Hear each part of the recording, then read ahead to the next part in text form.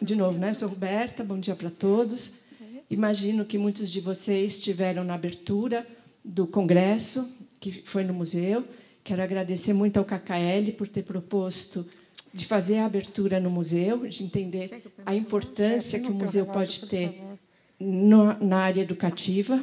Agradecer também ao KKL pelo Tubishvat, que nós fizemos em conjunto. E contar para vocês um pouquinho sobre o museu. Então, para quem não esteve na abertura... Hello.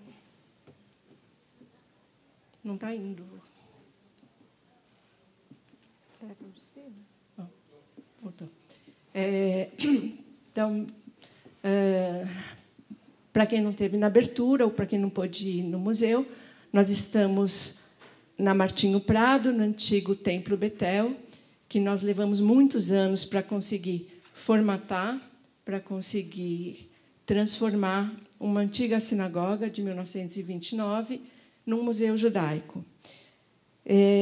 Nós abrimos fazem 3 anos, e, nesses 3 anos, um foco muito importante é a questão da educação. O que eu queria trazer de importante para vocês é que, como educadores, vocês podem usar o Museu Judaico para as aulas de vocês.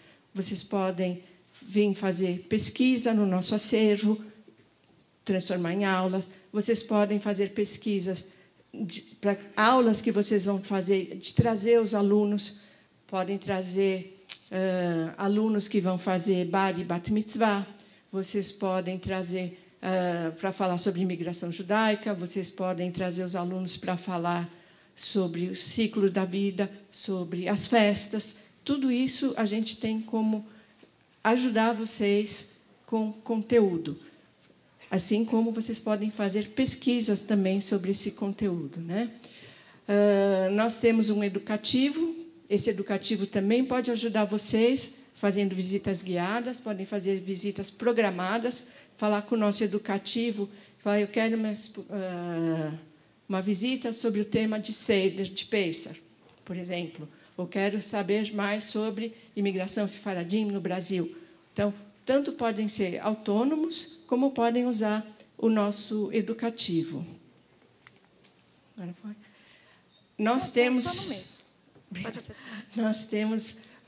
um acervo que foi constituído, em parte, pelo antigo Arquivo Histórico Judaico Brasileiro, que, graças ao IGT, nos auxiliou para que a gente pudesse fazer a fusão com o museu. Então, hoje nós temos 1 milhão de páginas de documentos, 1.600 discos, 20 mil livros, periódicos, e isso também pode servir para que o educador, o professor, venha fazer pesquisa de temas específicos que ele queira mostrar para os seus alunos quando vier fazer uma visita, ou mesmo usar parte do material para a sala de aula. Tá? Então, esse primeiro momento eu queria usar para isso. Assim, vocês, como educadores, podem servir do museu como apoio para as aulas de vocês.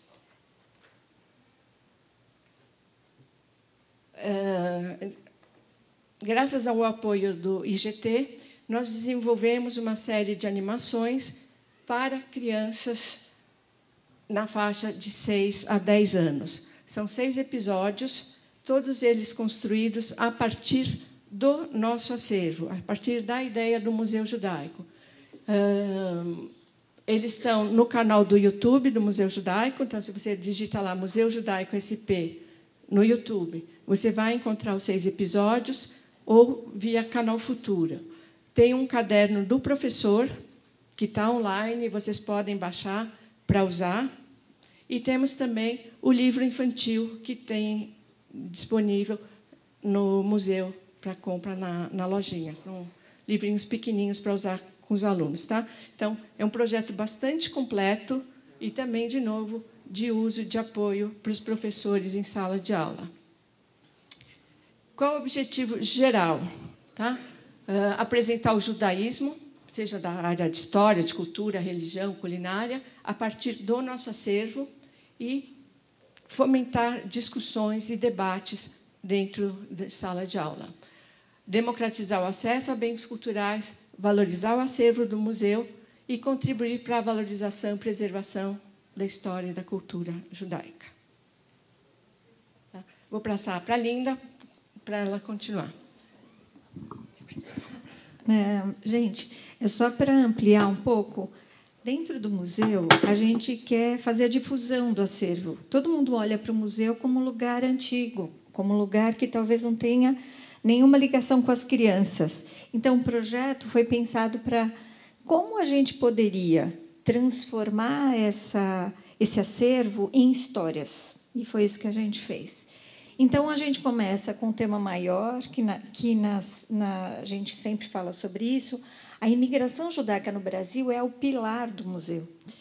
E, a partir daí, a gente se questionou, de onde vieram essas pessoas? Como eles vieram? Por que vieram para o Brasil? E, neste momento, há uma identificação, quando a gente mostra, e esse é um projeto que a gente já apresentou em instituições não judaicas.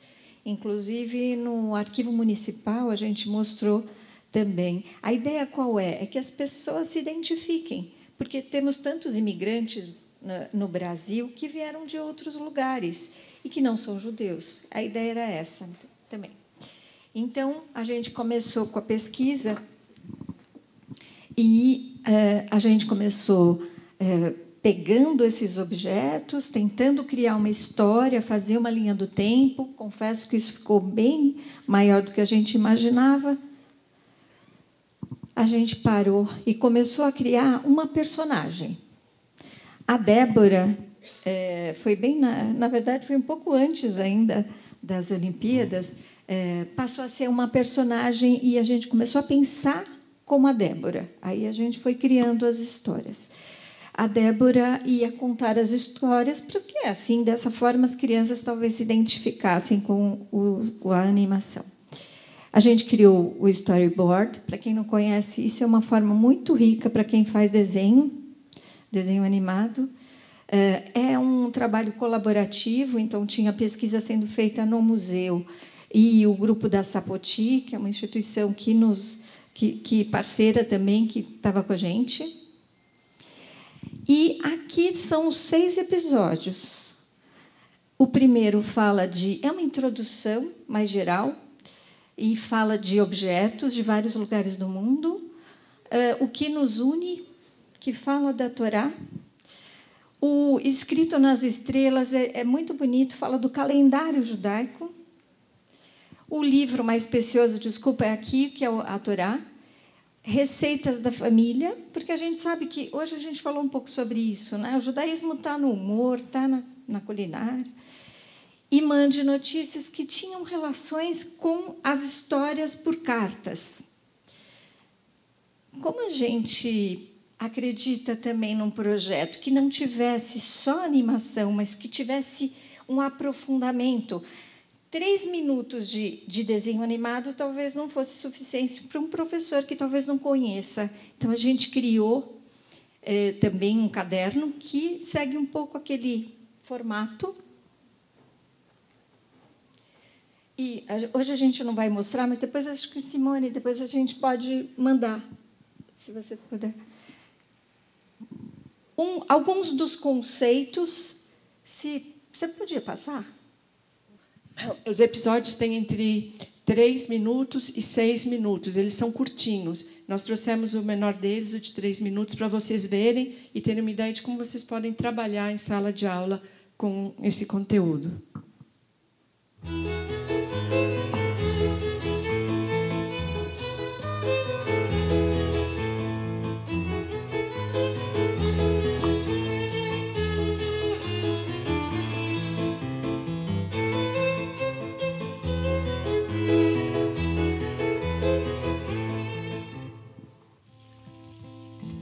Sejam bem-vindos à cozinha da minha avó. Ela faz comidas brasileiras e também comidas típicas judaicas. Vovó é uma cozinheira de mão cheia.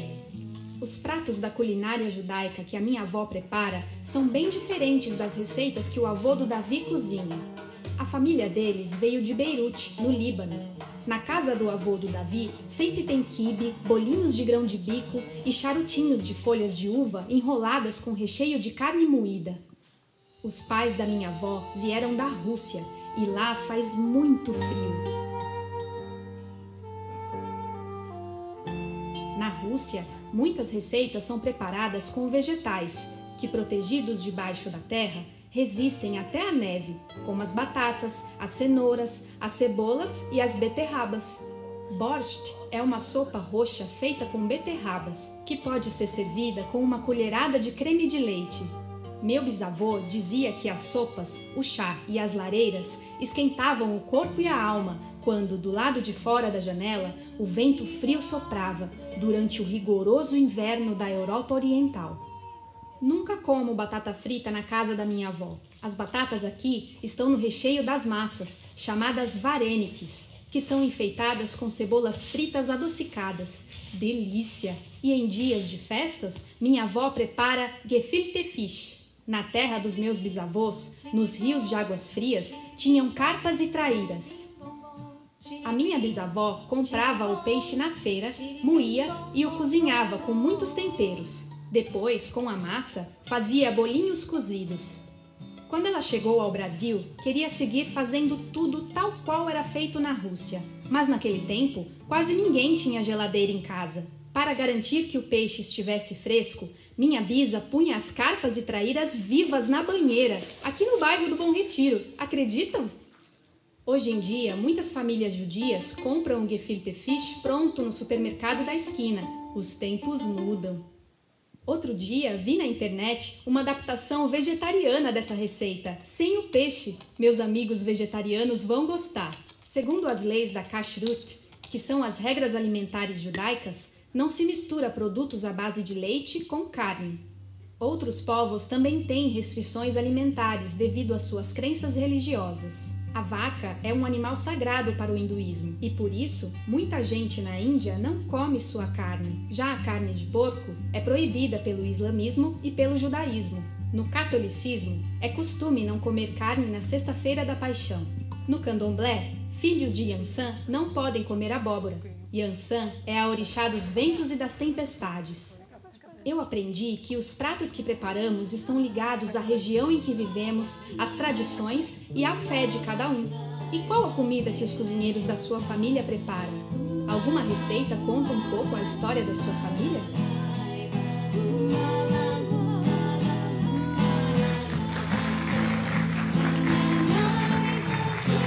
Gente, obrigada e desculpa o tempo. A ideia era que a gente fizesse integração com outras tantas culturas e religiões. Então, por isso que ele é um episódio bem completo. A gente pegou um bem completo. Obrigada.